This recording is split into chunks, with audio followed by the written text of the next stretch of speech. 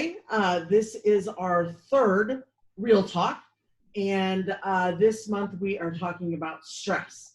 So the way we do this is we are going to be recording, so if you don't want to be on camera, just, put your name up there. And if you have a question, please use the chat box to ask your question. We have some questions that have already been sent in, so we've got backup in case you can't think of anything, because I'm sure nobody really is experiencing any stress. So this is kind of, we're going to hope that there's some questions out there. So like I said, we are recording, and I guess that's all we need. Oh, because you're going to trim, so I can just act like this. You can start wherever you want. So, all right. Well, welcome to Real Talk, where real therapists have real talk. Right, Cindy? No, Cindy, tell us what it is. Welcome to Real Talk, where real therapists answer real questions about real life or something. I forgot. Yes. In real time. In real time. Yet, but we'll get it. By the time we're done with all this, we'll have it. So this is Work Plus Life Connections therapist. We have the Work Life Elder Care Specialist, Terri Weber, and special guest, Wonder Woman Unicorn Goddess, Wellness Specialist and Health Coach Amy Rodquist-Kodet is joining us today as well. And I forgot to say that the Work Plus Life Connections therapist is Rhonda Henry, Eric Wilkinson, and Cindy Bowling, and myself, I'm Ann Bassoni.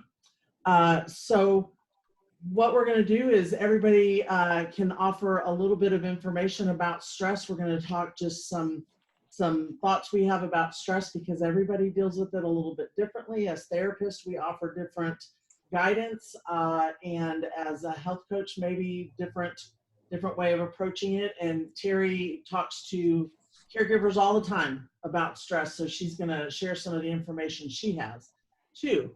And like I said, if you have any questions while this is going on, just put it in the chat box, and I will holler it out. Oh, I see what's happening.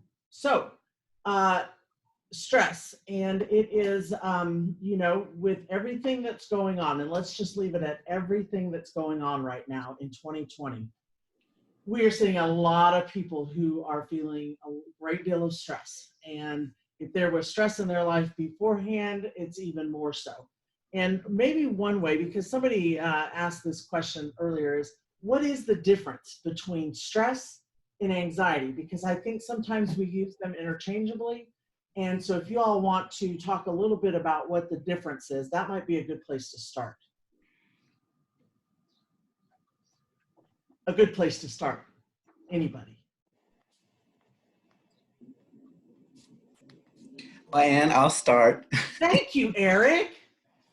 So I often think about stress as really primarily consisting of our physical reactions to challenges in our environment. So when I think about stress, I think about that increased heart rate, nervousness, could have upset stomach, sweaty palms. It could just be that kind of restlessness, but it's really often experienced through physical sensations. Could be some shortness of breath. And so I think about stress in those terms. When I think about anxiety, I'm probably primarily thinking about where there is this worry that something bad is about to happen, where there's thoughts that something bad is going to take place or that things are going to go wrong. And so anxiety and these types of thoughts that things could go wrong certainly can induce stress responses. And I think there's also that reciprocal relationship where somebody can be presented with some kind of challenge within their environment. They can experience physical stress. And then once they feel, let's say, an increased heart rate, or they feel some shortness of breath, they think, oh my gosh, what's going on? Something's wrong. And then that can induce anxious thinking. So I think that there's a reciprocal, even maybe a dialectical relationship at times between stress and anxiety, but I primarily distinguish between the two in terms of stress as more physical reactions and anxiety more the way that we think about the world in terms of fear or thoughts that something bad's about to happen. Anybody else? So, yeah, so what comes up for me, Eric, I appreciate that. And I think that builds on like that you're the mindfulness guru of this bunch, because when I think about stress, I'm not aware of what's happening in my body at all. It's just like there's so much going on and there's so much to be done that I can't know if I have rapid heart rate, because I'm just bouncing from one thing to another and feeling overwhelmed by it. And it's after the fact that I get the things done that I'm like, oh, Lord. And like, then I'll notice that I haven't been sleeping well, or maybe my heart rate was fast, or those sorts of things. So for me, I think I try to be pretty aware most of the time, but when I have high amounts of stress, or especially if they're in different areas of my life, then I am prone to kind of check out and not notice what's going on in my body.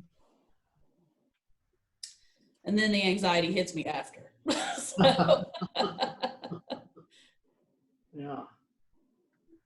So I think just to, build on that and know that everybody experiences it in a different way. And I think sometimes we anticipate stress, and I think that makes a lot of difference in how we process it and experience it.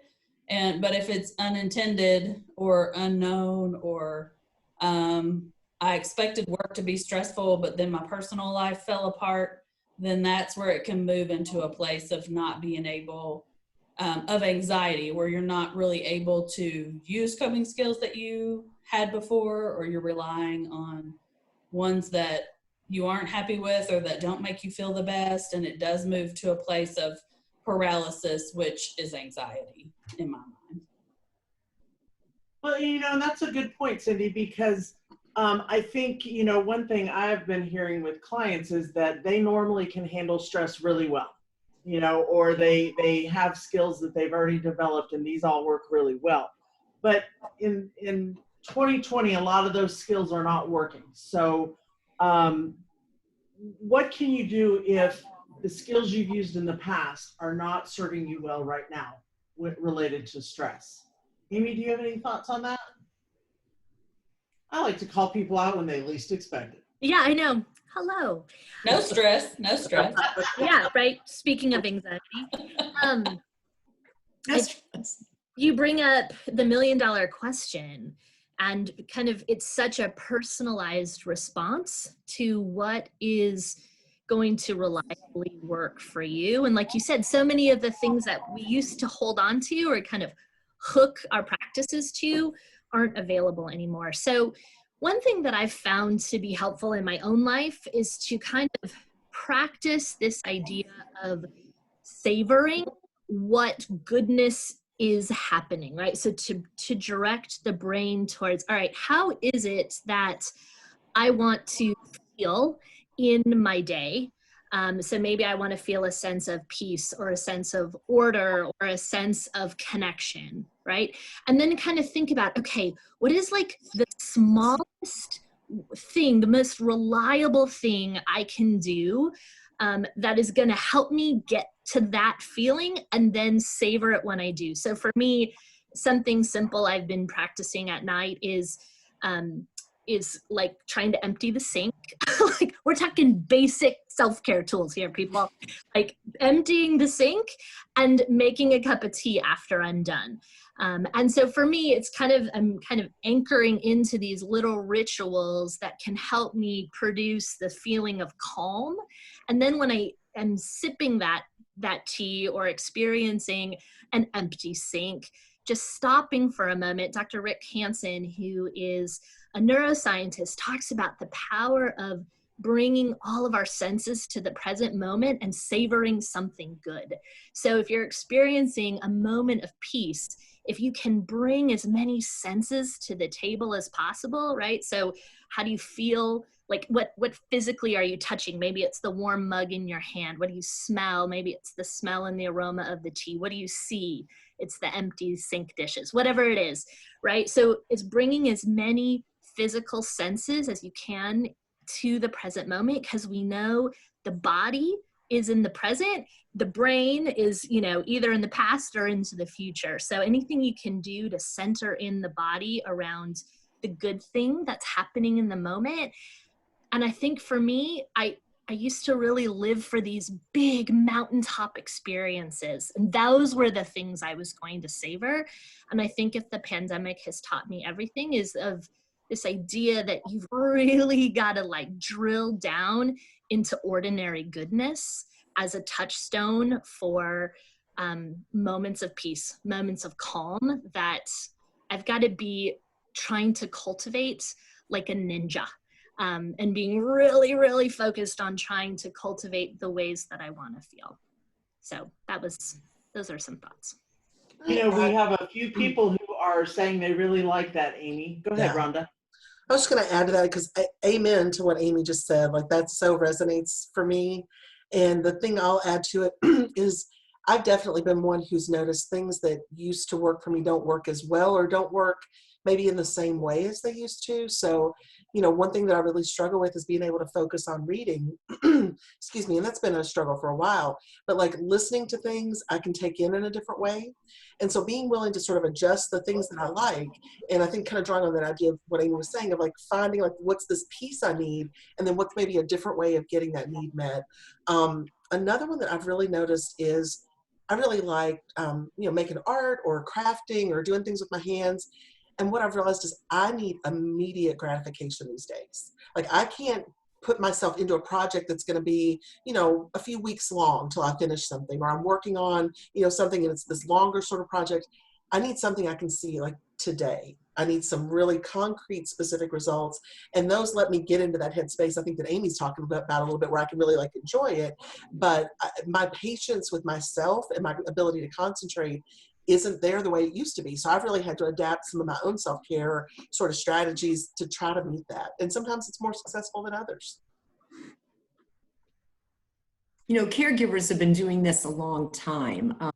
You know, for older folks, routine, the monotonous things that, you know, just that routine is so important in their lives. You know, it kind of tells them, you know, when the day is, you know, we eat breakfast, it's morning, lunchtime thing. And for caregivers, it can drive you up the wall because we like that spontaneity. We like those big adventure things, but we can't do that when we're a caregiver.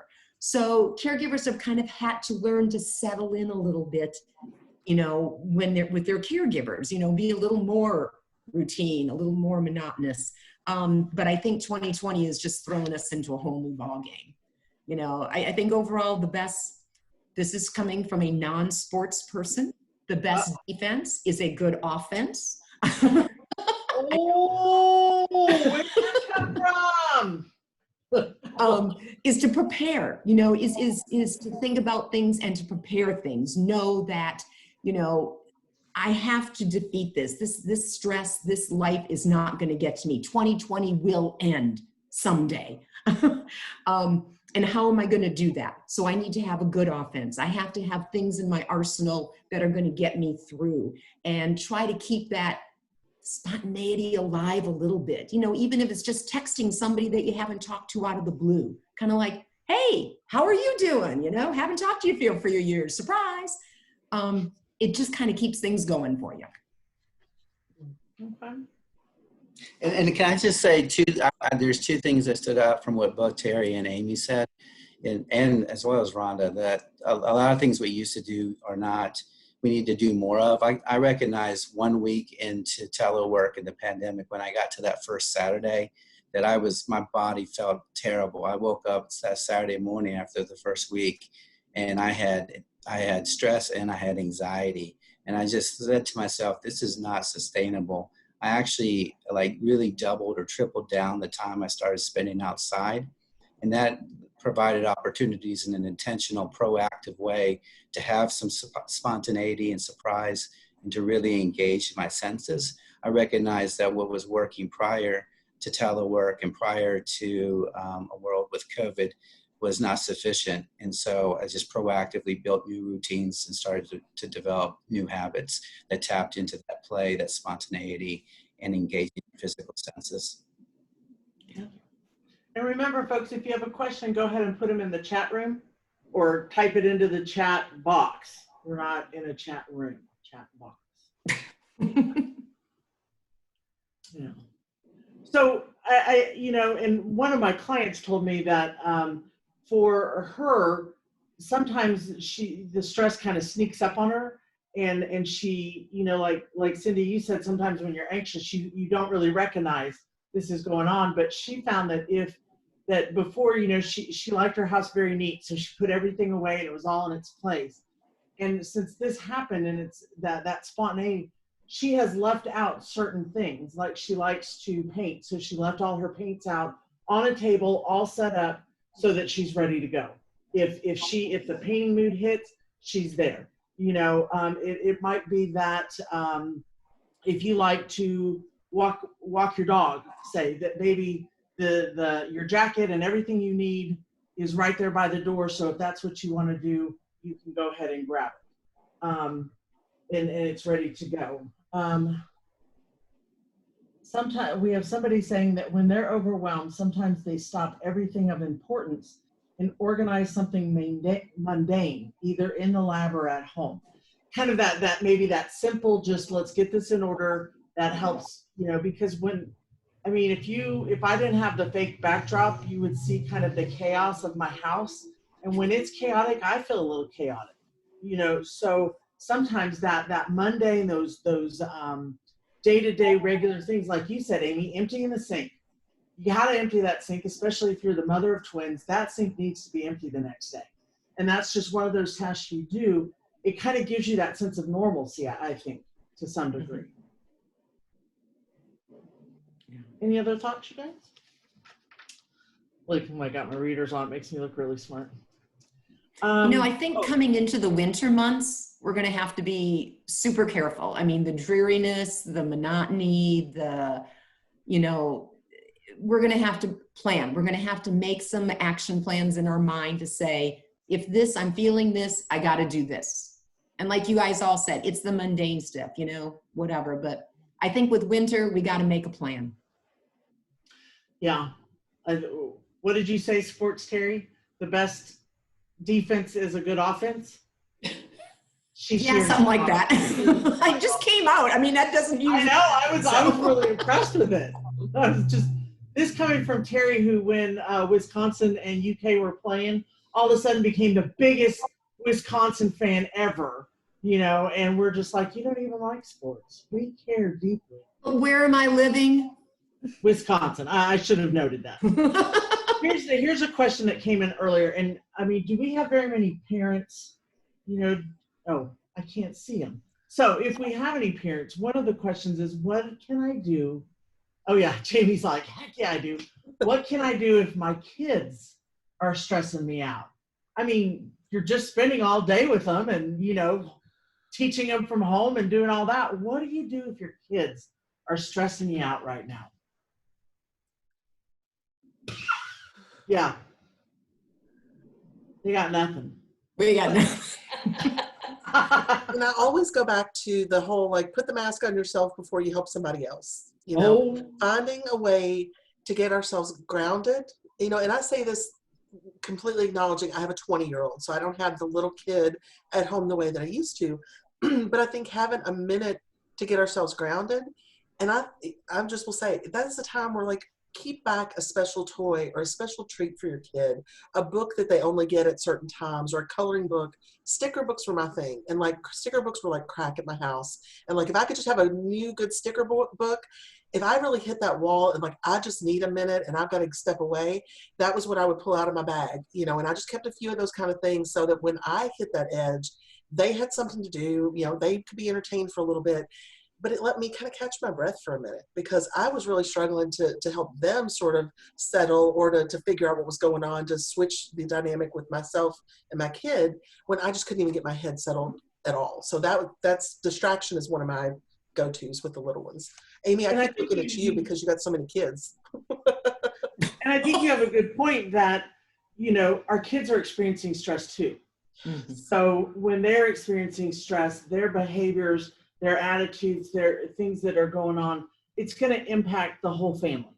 And so one thing I always recommend is that you really kind of check in with your kid like you would, your friend, your partner, whoever, and find out how they're doing. Because if you can help them manage their behavior, in the long run, it's going to help you also in your reaction to them. Yeah, I couldn't agree with that more. So I have a 13-year-old and 2 one-year-old twins as of yesterday, and it's a little nuts at our house.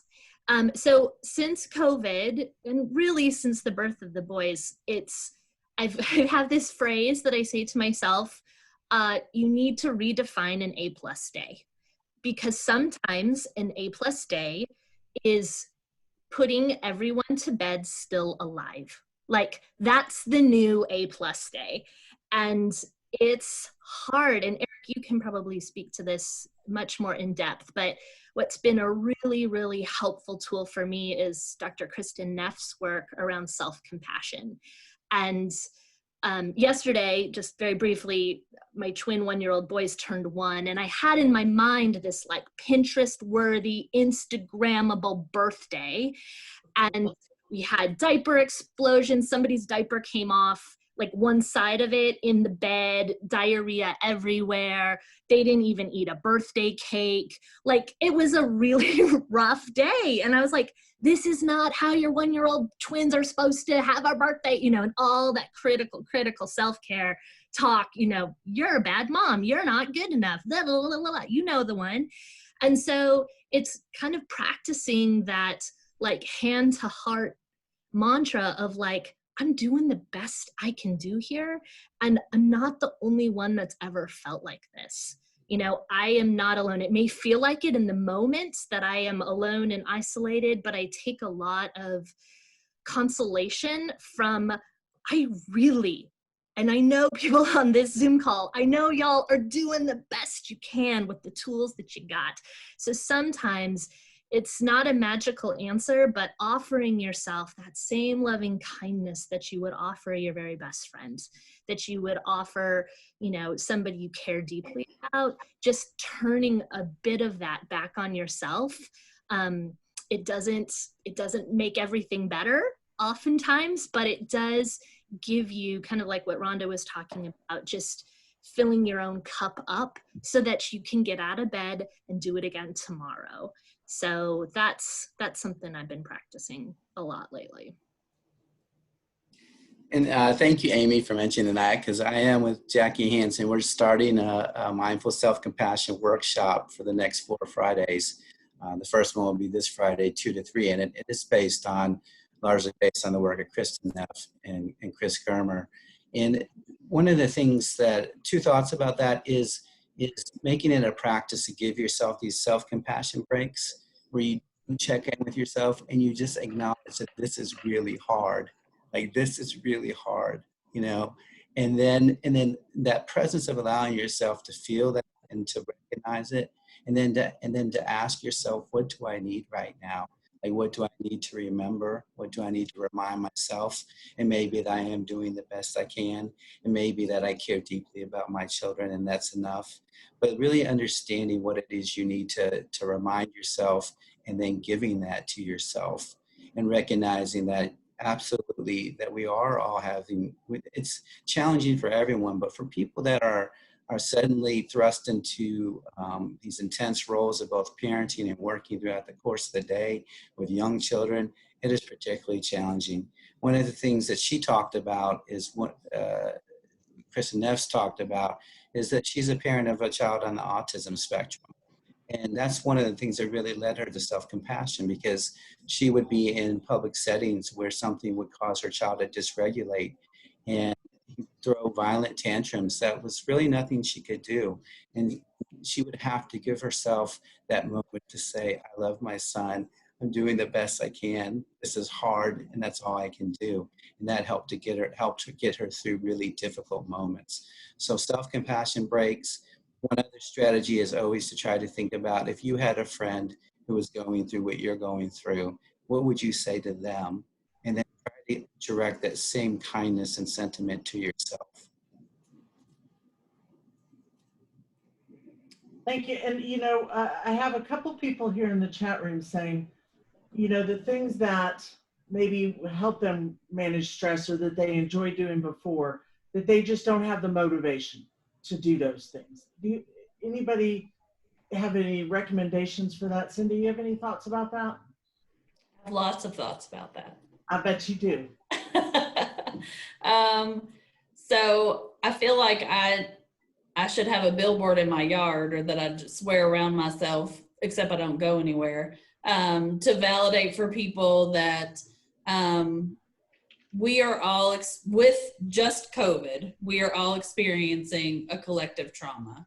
And what happens with trauma is when we are constantly like hypervigilant, we're like in anticipatory anxiety all the time, which just means that there's less that we can predict. There's lots of unknowns. And then I think you look at lots of people are struggling with the unknown with the political situation. Lots of people are still struggling with racial inequalities that are not new to them, are not new to the world, are not new to the nation, but are on top of everything else. I think that lack of engagement, that withdrawal, is just coming from your brain's desire to protect you, because it really is just too much. Like, we've never had to make sense of or process something like this in our lifetimes. And so I think that it kind of comes down to, sorry, somebody's trying to mow right now outside my house. So. Here I am, like, somebody's turning up their music. No, it's a mower. So I think it is important to really drill down and know personally what really fills you up, because it might be time to, even though I don't feel like it, I want to engage in it anyway, because at the end of it, I will feel better. I will feel restored. Or, like, apparently Terry's found a newfound interest in sports. I have also been digging dirt, which is something I have never done. And it has saved me. Like, putting plants into the ground, like getting outside, breathing real air. So to just reach out to people, communicate with people, try to engage in those things that used to fulfill you, but it may just be that your brain is done. I'm having a harder time accessing words, which is problematic for presentations and things like that. But to just try those things, and even if it's not exactly what you used to like or you used to enjoy, that you find some way to experience that outcome, whether it's engaging with friends in a different way, or, trying to find more time to be outside. And I know we're coming into a season where we're not going to be able to do that as much, but making it a priority, and trying new things just to see if they resonate with you, if they, give you that escape that you need. So maybe not necessarily doing the things that you've always loved, but also adding some things. Yeah, I think it could be good, to add something that's similar. But I think when we do get in a place of feeling stressed, feeling like everything is on our mind all of the time, and that engaging in that opposite emotion coping skill, like, I'm feeling really low, I'm feeling like I want to disengage, I'm feeling like I just want to be by myself, maybe I should reach out and see friends that are important to me, or reach out and reconnect with somebody, talk to people who are experiencing similar things, because you're not alone. We're all there, just at different points in the road. And one thing I think is helpful too on doing the things that maybe you don't have the motivation for is, and I really got stuck on this idea of having the stuff out and ready to go, because then if say I like to color, with colored pencils, and if I have that all set up on the table, even if I don't feel like it, if I say, well, maybe I'll go and I'll do it for 5 minutes and see how it goes. And oftentimes, once I get started and I feel the release, the sweetness that comes with doing that, I'll color a little longer. So, and I say have that stuff out because sometimes if you think, gosh, I gotta, like say you're a quilter and your sewing machine is all put away. But if it's out and you think, oh, I could quilt for 10 minutes or so, if that's possible, I'm not a quilter, but then it's all ready to go. And, and then, like I said, if you do it longer, great. But if you only did it 10 minutes, you can sit back down and say, okay, I got that in. I did that. And that feels good. And I'll throw in. We also have a lot of plant lovers at the group today. Mm-hmm. I was going to just add one last thing to kind of what Ann was saying, because I've definitely struggled with this, not being able to access things that I used to enjoy. Sometimes my energy level just feels so low by the end of my day. Even when I know I'll like it, like I just can't even pick up one more thing to do, or I can't sit in front. And honestly, sometimes that's been where, like in social media, I've really cultivated and found some groups that are in the things that I like. So like there's an embroidery group, there's a plant group, there's a cat group. And sometimes I just go scroll those, and like I'm not getting political messaging, I'm not seeing COVID stuff. I'm just looking at like, what are people embroidering these days, and kind of just scrolling through pictures. So it's something I like, but it's not necessarily requiring much energy for me in that moment, or maybe it'll give me an idea or bring about some inspiration. But it's a pretty passive way to at least still do something I enjoy.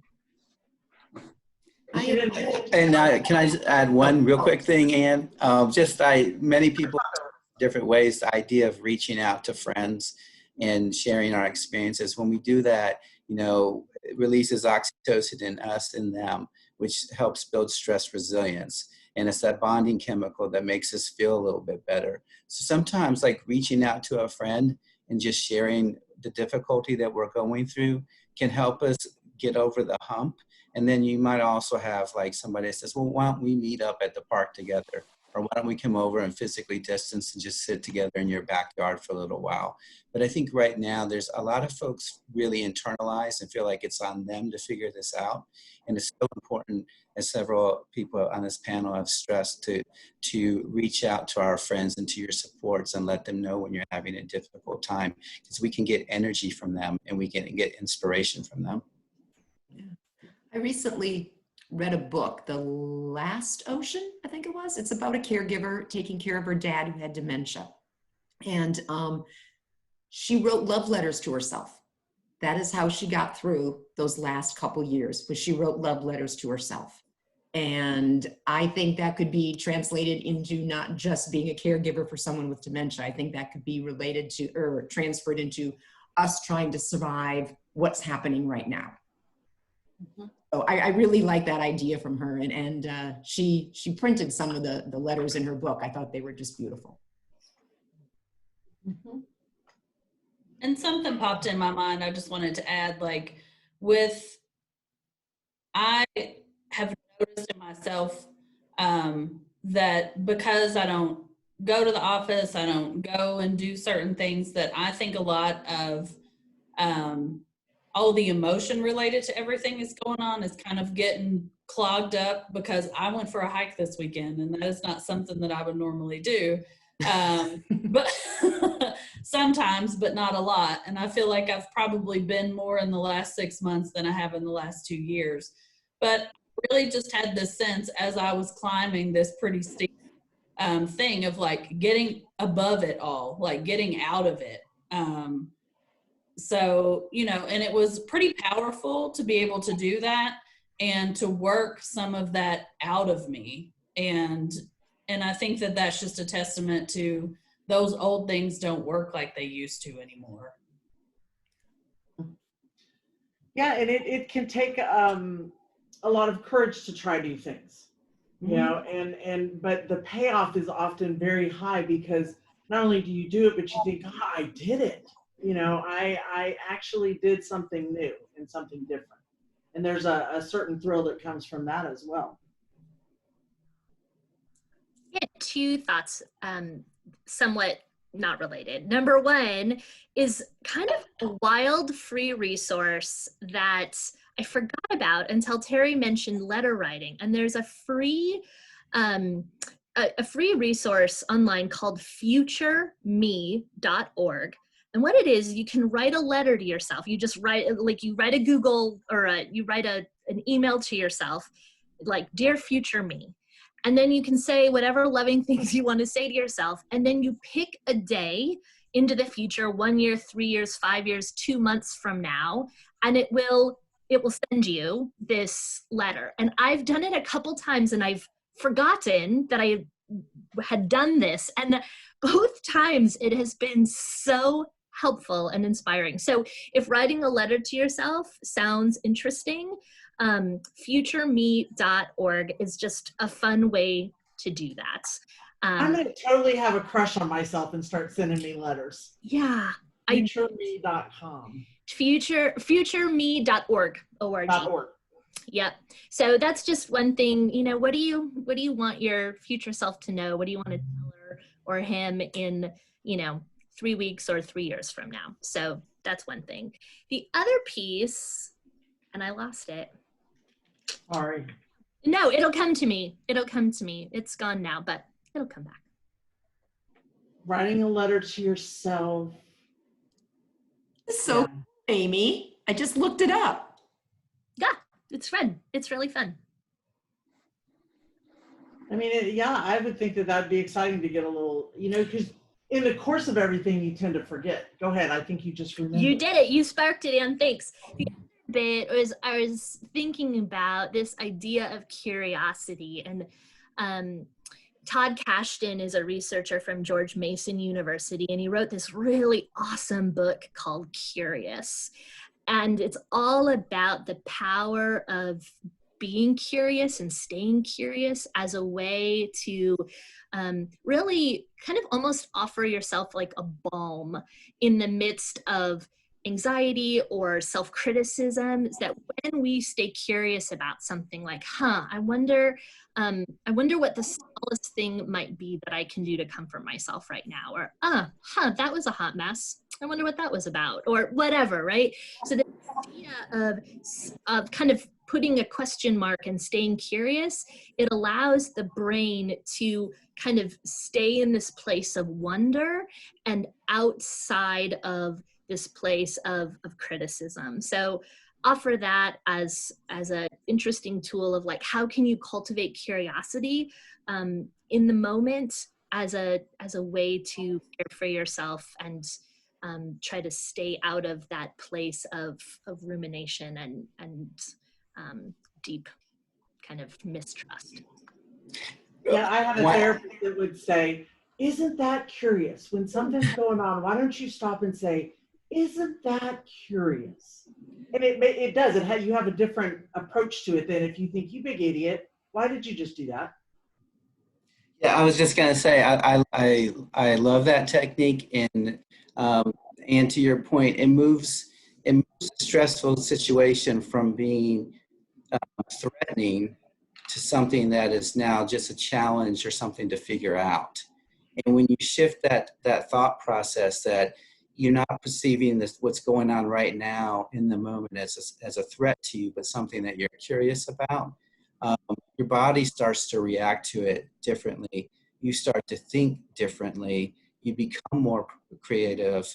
You become and just in terms of like your blood pressure drops, your breathing improves. So that being curious about the world, particularly in moments of stress, say, what's really going on here? Asking yourself that, or what's happening right now, but cultivating that curiosity. I love that, Amy, that you brought that up.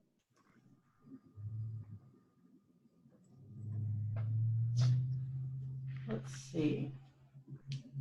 We have people missing going to the movies, and that's a tough one because that is really hard. So we have someone saying this works preemptively at times as well, as long as you remember to have that conversation with yourself. Any suggestions for ways to remind yourself? Like, I'm big on visual cues for me to do something differently when I'm learning something new. Any other thoughts about how to remind yourself to use maybe some of these new techniques we're hearing today? Once I write things down, I put it to memory. It's like if I write it down, it goes to memory then. Otherwise, it goes away. Okay. I like visual anchors. I like being able to do a couple of things on a Post-it note, or, you know, something that feels small enough, because I can real easily get overwhelmed. If I've got a list of 20 things, I'm going to do 0 because I'm too overwhelmed by it, you know, if I'm in that headspace. But, you know, if I pick out 2 things, can I pick out 3 things maybe at the most, and then have that, you know, on beside my computer screen, or, you know, hanging in my bathroom mirror or something like that. Just those visual cues. The other one that I like is if I'm wanting something mobile, like putting something on my wrist, you know, either a bracelet or even just a rubber band or something, just something where you get, like Anne was saying, that sort of visual cue to anchor you back to it. I just find those really, really helpful. I like the bracelet too. I do that a lot. Mm-hmm. And I switch hands, so I am noticing it. Yes. Any other questions? Remember to put them in the chat box. Oh, here's one. What can I do if a coworker or supervisor is stressing me out? And is that if you're still here, we didn't write this question about you. No. What can I do if a coworker or supervisor is stressing me out? And, you know, I do think it's a little different working from home. I think we maybe stress each other out a little bit less, but you know, there are people who are working in the office again. And what are your thoughts about if it's oh, we get some people saying, great question. Yeah.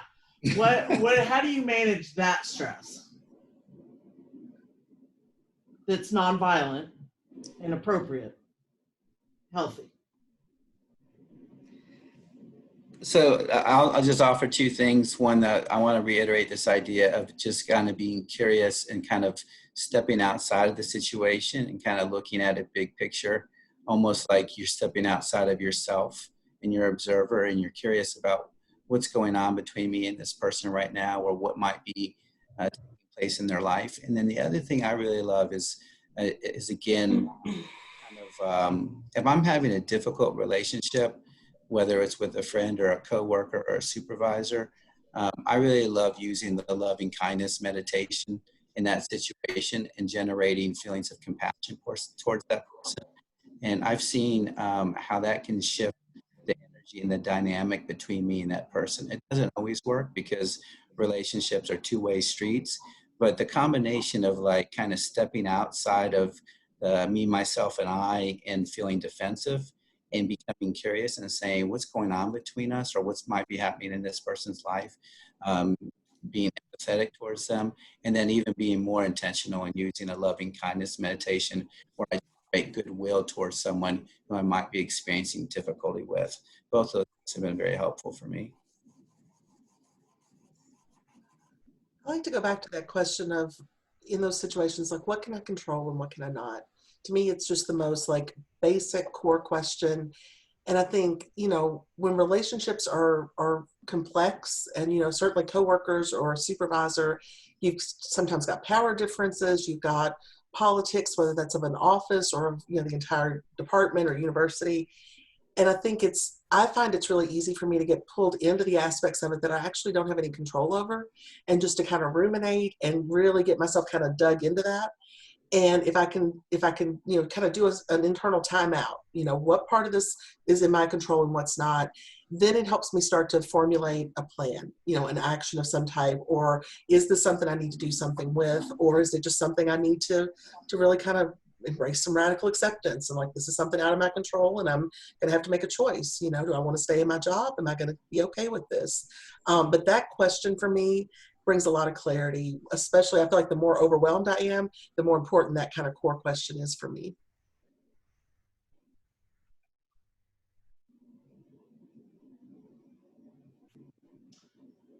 Well, while we see if anybody else wants to answer this, I love this thing. Mike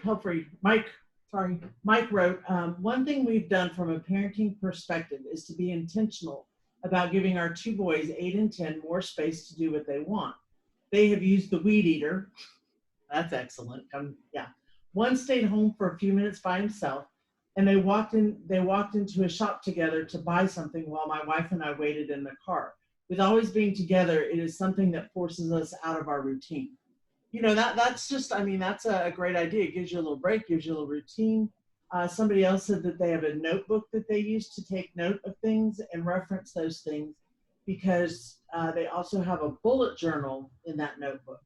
It helps you reference regularly and is helpful in trying to teach you a concept or idea, such as putting a new idea into practice from that reminder. These are some great ideas. Yeah. Anybody else have any thoughts about coworkers or supervisors? How about relationships? How about if your partner is driving you nuts, or you're driving your partner nuts? Because stress can impact a relationship. You guys have any thoughts about that? Especially now when, you know, like I know early on, some of my clients were just like, I don't know that I want to stay married. You know, just because it was so much time together. So what do you do about how does stress impact a relationship, and what do you do with that?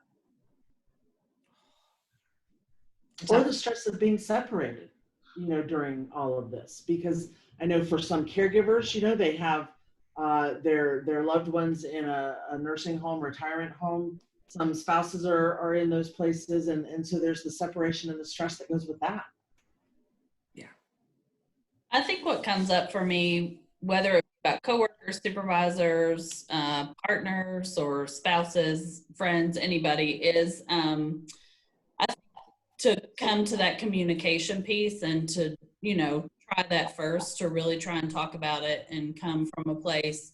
Now, I will say that I need to like throw things and yell and be totally irrational before I go there. And because I know within myself that I will dig in.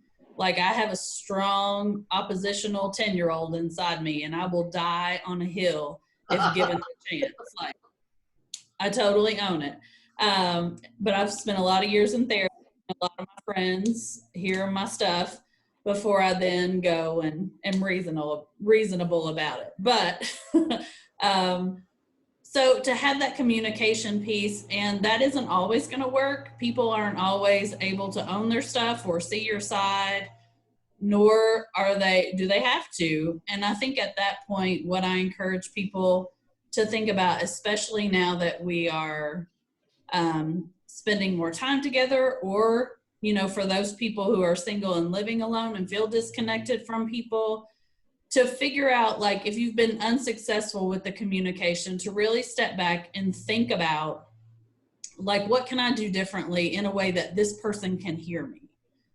Because I have a friend that she is not good with direct communication, but if I send an email or if I even send a letter, she can take time and like process through it and be mad first or be hurt first, and then be able to come back and say, you know, that this really hurt my feelings without being reactive. So to think about, like, okay, we're beating our heads against the wall, and rather than take it personally or feel like you're superior to that person, while you may be, think about how can I say this in a way that they can hear it? And that might shift that dynamic a little bit. Excellent. And I think that's a good point, Cindy, is that how you communicate with a friend, a spouse, a coworker, it can be very different, and we all hear things differently or receive things differently, and we deliver things differently. And, you know, sometimes, like you said, writing things down and sending it gives somebody that time to process it. Some people don't like that. Some people want that direct face-to-face. So part of this then is knowing how best you communicate, or how best your partner or your friend receives information. And to know that you're not always going to get your way. Like, I think it's important. It gets true. What? Right. I know, it's hard to think about. I have that on the opposite wall from my computer in 15-inch letters. You're not going to always get your way. But I forgot my point. To know that you're not always going to be able to communicate in your preferred way. And it gets tricky with supervisors and coworkers, and you know, right now is anxiety provoking as far as jobs and cuts and things like that. But to the extent that you can, to advocate for yourself, to communicate for yourself, like what works for you, where you're struggling. If you just can't right now, to be able to say, I can't right now, can we come back to it? Mm-hmm. And I'll just you add, have to go back to it. I was going to say, Right, then you have to revisit it. So I was going to say sometimes to like Cindy was, this is in a couple of different of her suggestions. Sometimes I just give myself some downtime or some alone time to process and before I engage. Another thing is I often like to ask if I notice there's some kind of conflict with, let's say with a partner, ask the partner, just acknowledge it, that I notice that I feel that you're upset with me, or there's some conflict going on between us or some tension, you know, kind of what's going on, and then really go into listening mode. But I have to prepare myself so that I don't just jump into becoming defensive and argumentative. So it's like a commitment to really, on the front end, going in, wanting to listen. But that often requires me to give myself downtime first, similar to what Cindy was saying, and get myself in the right frame of mind where I'm open, I'm not defensive, and I just want to acknowledge that there's some kind of conflict. For people that are apart from their partners, you know, that's really hard. And I think that one of the things I would just like, I'm a big proponent of actually writing and sending letters or other small signals of care, things that you can send to people when you are physically apart. I think those things can make a big difference in terms of helping people feel connected. Yeah, and to your point, Eric, you know, Terry replied to Amy about Amy's husband is in a nursing home and she has a hard time accepting because there's not a lot she can do. But you know, Terry said the same thing. One of the things you can do is keep in contact the best you can, whether that's, you know, sending a card with a note, sending a special treat, things like that help you express to them that you're thinking of them, even though you can't be there. We have a lot of people use it. Well, not a lot of people. A couple of people mentioned using a grateful journal. And I love this. Sally said that her mom kept a grateful journal where she wrote down things she was grateful for every day. And then at her funeral, her father read it out loud to talk about all the things she was grateful for. Of course, he was mentioned a lot of times, so that's cool.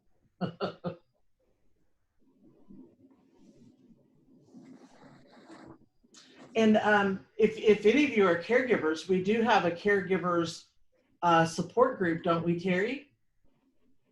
Yes, we have a caregiver support group. I'm sorry, I was thinking about it. Terry's here, but she's not. No, I'm just kidding. Okay.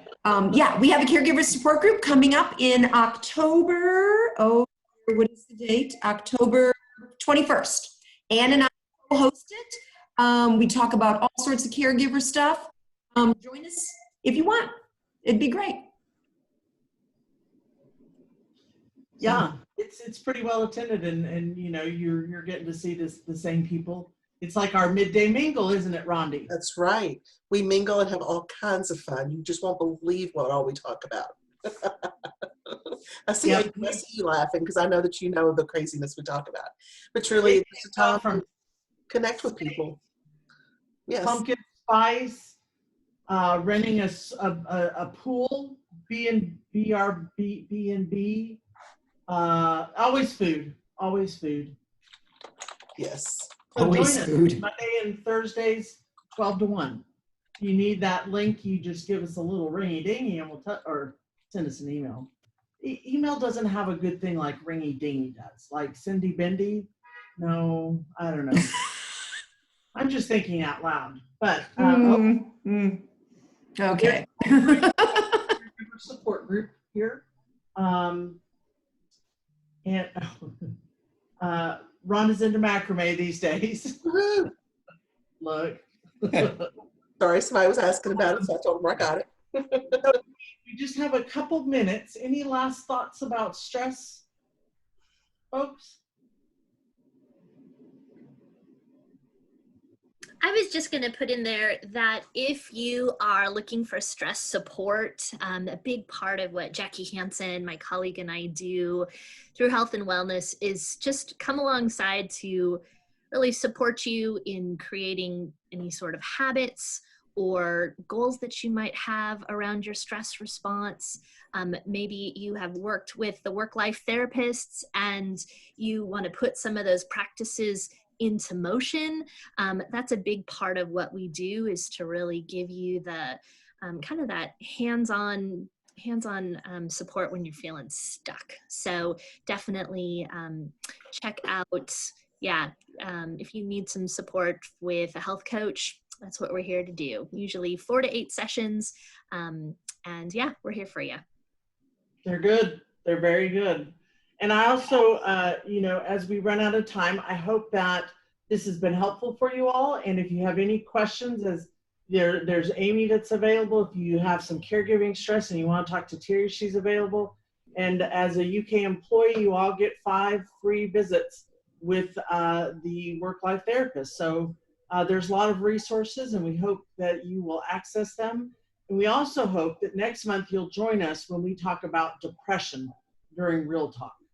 So if you want, Rhonda's raising her hand. Yeah, just one last quick thing. I saw Jacob had put Amy's contact link in the chat box, but I was also going to mention that we're in the midst of Wellbeing Week, so there's lots of different things going on this week. If folks are interested in that, you can find that information on the websites as well. But it's kind of a good time, if you've been thinking about maybe I need to do something a little different or need something to mix it up. It's a good week to be thinking about those things because there's lots of different offerings that you can kind of take advantage of or see if something might be the right fit for you.